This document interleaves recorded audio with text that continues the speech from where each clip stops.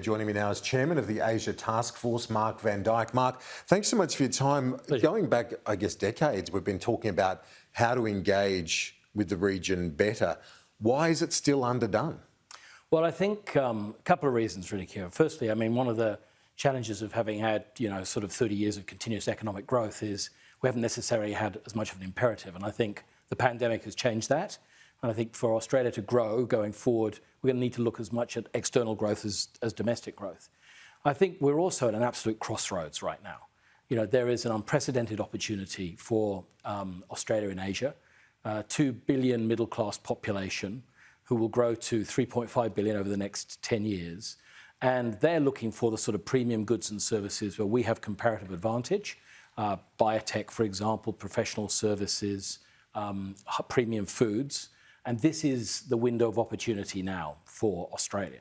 And we have to make sure that we don't miss it because it's a short window and it will be strongly competed for by other peer countries for whom we compete for trade in Asia. And we've got a lot, we've been fortunate, for the lucky country, we've been fortunate for so long. But again, when it comes to energy, the energy that will be required, the clean energy that will be required in the region, that again is another thing that Australia can offer. How important is it to get back to some sort of equilibrium when it comes to the China relationship? I think strong. I mean, one of the things that we say in the report is we've got to find a new way of dealing with a more complex relationship with China. And the report says that, we advocate very much a China and rather than a China or strategy. So, of course, we've got to broaden our trade base, both in terms of sectors and geographies.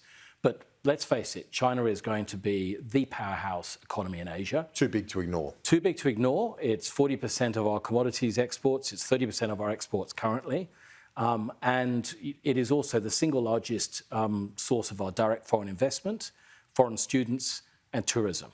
So China is critically important now and will be very important going forward. So we have to find a way to reconcile that and to continue to drive growth and trade in China. Hugely challenging, of course, for business doing, in an uncertain environment in China. But what are the other markets that you have looked at, other nations that you've looked at, where you think this is a huge opportunity and not as hard in terms of the engagement, similar systems and so on? Yeah, look, great question. I mean, one of the things we've advocated is there's no such thing as Asia. You've got to pick your plays.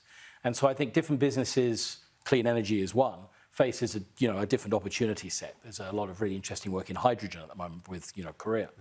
I think we feel that there is opportunity to deepen our footprint in countries where we already have a strong trading relationship, aside from China, South Korea. Japan, there's a lot more headroom for growth, but then also to start building new trade with some of the countries where we haven't necessarily been as focused or successful in the past, such as Vietnam, for example. Which is a great example, the whole ASEAN bloc, and also India. And finally, this is another statement of the reality, though, isn't it? The fact that we live in this region. It's our backyard. Yeah. I mean, the tyranny of distance, for once, plays in Australia's favour. This huge economic powerhouse is growing on our doorstep. We're uniquely positioned to seize the opportunity. And that's why we've produced this report. It's designed to be a very granular report that tells Australian business and government how we need to seize that opportunity. Mark van Dyke, Chairman of the Asia Taskforce. Great to chat. Thanks. Appreciate it.